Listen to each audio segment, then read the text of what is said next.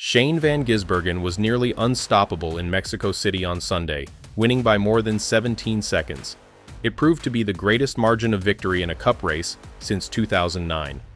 Christopher Bell finished second, Chase Elliott third, but neither could see the Trackhouse Racing Team driver cross the finish line. However, it was not the news, as the majority of the conversation was on Kyle Busch once more, but for all the wrong reasons. Rowdy is currently facing a lot of heat. Mexico City suffered a calamity on lap 7 owing to rainy conditions. Kyle Busch spun out at turn 1 and clashed with multiple cars. Kyle Larson, AJ Allmendinger, Zane Smith, and Chase Briscoe were involved in an early NASCAR Cup Series incident. As rain began to pour on lap 1, NASCAR issued a caution. Even with wet weather tires, Kyle Busch spun out in the braking zone, smashing with other drivers like a bowling ball into pins. Busch and Larson were both under the DVP's control in the garage. The teams were attempting to repair their vehicles and return their drivers to the track in hopes to salvage some sort of finish. However, both DNF'd in the end. Starting the race on slicks was perhaps not the best idea. When the rain came, NASCAR acted quickly and issued a caution. This enabled drivers to come down and install wet weather tires. For those who are wondering, why not simply enable teams to make that decision under green? That's not what you desire. There is a 4,000-foot straight before turn 1. The backstretch of NASCAR's largest oval track is around the length of the Talladega Superstretch. These automobiles would have been traveling at least 180 miles per hour when they reached the braking zone for the first turn. If the flag had not been raised, cars would have sped through that corner on lap 2, creating a junkyard on the Mexico City circuit. Despite the precautions, teams were not required to use wet tires. Austin Cindric and Chris Buescher both remained on slippery tires. That did not go well for them. Today, I thought Kyle Busch should take advantage of. His day was pretty much over before it began. That's a tragedy for the number 8 team, as they sorely needed a strong run today to earn points and a chance to win. Kyle Busch is not hosting a party tonight in Mexico City, that much is certain. The race had just resumed in moist conditions, so drivers were wearing wet weather tires. It rained, making things difficult for Busch and his number 8 Chevrolet. Busch lost control of his car in turn 1, hitting with Justin Haley and collecting Kyle Larson, AJ Allmendinger, and Zane Smith. He admitted fault for the incident. Just in the rain, I went down into turn 11 and got on the brakes pretty hard and everything was fine, explained Busch after the incident. Everything was comfortable, it stopped really good, and I thought, okay, I can be a little bit more aggressive this time. Getting back into one and went to the 10 marker, if there is a 10 marker, it's the bridge, and we've been going much past the bridge all day on dries and so wet, I figured it's going to be fine. As soon as I went to the brakes, it was just on ice and I was sliding, and so about a second and a half or so, I was just trying to figure out which direction to go, and then I was like, I've got to turn this thing around backwards because I'm going to nail some people.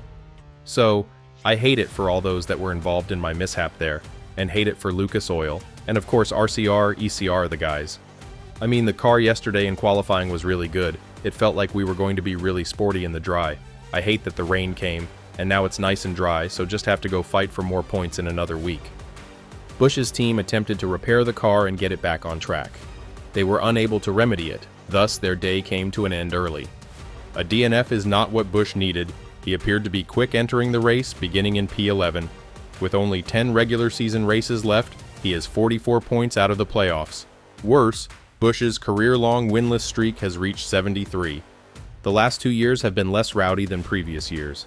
He signed with Richard Childress Racing for the 2026 season, so there's plenty of motivation for both parties to get this back on track. However, Rowdy was not the only one who got into problems during the race. Carson Hocevar was once again the center of attention during and after the race, for all the wrong reasons once more. Once for aggressively criticizing NASCAR's race in Mexico, and then for spinning Ricky Stenhouse Jr. again, Carson Hocevar appeared to have a variety of issues during the NASCAR Cup Series race in Mexico City this weekend. During his Twitch stream on Friday night, Hocevar described the experience as such a shithole. This is how I put it, Hocevar said. This whole experience, if the travel was better, if getting here was easier, if you felt safer getting to and from everywhere, if it wasn't such a shithole, if the track limits were a little bit better enforced, if it was going to be a little bit better or a race and it wasn't so easy, or feel so locked down like you can't leave anywhere, it would be a great experience. It would be an absolute great experience. If you take all those out, it's unbelievable. It's great. Hocevar made the comments before competing in the Cup Series race. However, after those statements, a P34 finish on Sunday, and a post-race brawl with Ricky Stenhouse Jr., Carson Hocevar is most likely ready to leave Mexico City. Carson Hocevar's public relations staff appears to have responded quickly, as he has apologized for insults he made about Mexico on a webcast that went viral. He remarked that his perspective of the country had changed since Sunday's race in Mexico City. Maybe a kid that had never been out of the country until Thursday should ever give an opinion about what any place is like other than Portage, Michigan, Hocevar wrote. When I answered that question on a stream, I was skeptical about the trip so far and believed everything I read or heard about Mexico City from people who more than likely also had never been here. Now that I've actually left my hotel a couple times and raced here in front of some of the most passionate fans I've ever seen, my opinion has changed. I am embarrassed by my comments, by the race I ran, and I may have to move here to hide out from Ricky Stenhouse Jr. Anyway. His final joke will definitely elicit laughter from the audience. Stenhouse chastised and threatened Hocevar following the race, citing a past altercation on the track. Joking about it will almost certainly help to alleviate the stress, especially because Stenhouse promised to beat his ass once we got back in the States. In any case, it is clear that Hocevar has a fresh viewpoint on Mexico. Count this as another lesson for me in a season I've learned so much, Hocevar wrote in conclusion. Don't believe everything you hear without seeing it yourself. If anyone should give anyone or any place the benefit of the doubt, it's me. I'm sorry, Mexico City. Consider me an ally going forward and an example of getting off Twitch and seeing things with my own two eyes. Ricky Stenhouse Jr. and Carson Hocevar previously had a highly public feud. Early in the run, Hocevar spun Stenhouse into the outside wall, resulting in the team's first DNF of the 2025 season. Stenhouse threatened revenge, but the two drivers resolved their disagreements through a series of public and private statements this week. Hocevar even pledged to round the edges off, admitting that his aggressive behavior sometimes crosses the line. 2 weeks later, antagonism erupted in a big way as NASCAR took on Mexico City. Hocevar was involved in several incidents throughout the race, making it a difficult day for the Spire Motorsports drivers. He also caused the race's final caution when he lost control of his number 77 Chevrolet at the penultimate corner and came to a stop. He later ran a lap behind Stenhouse as he entered the stadium. Stenhouse was on the lead lap, racing 23rd, but Hocevar came in a little too hot while battling his car. He collided with Stenhouse's back, spinning him out yet further.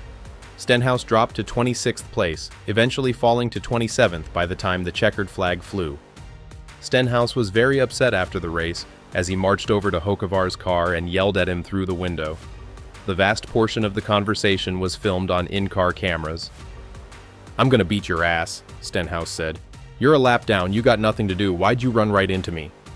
Hocevar apologized and explained that he was locked up in the marbles, but Stenhouse yelled back, "I don't give a damn." Stenhouse once again promised to beat up Hocevar when they returned to the United States. During the 2024 All-Star race, Stenhouse unexpectedly punched Kyle Busch while waiting for him in the garage. NASCAR punished him $75,000 after the altercation. At the moment, it appears that Hocevar will be the next to receive a punch from Stenhouse Jr. So, what are your thoughts on Busch and Hocevar's race? Let me know your opinions in the comments section below.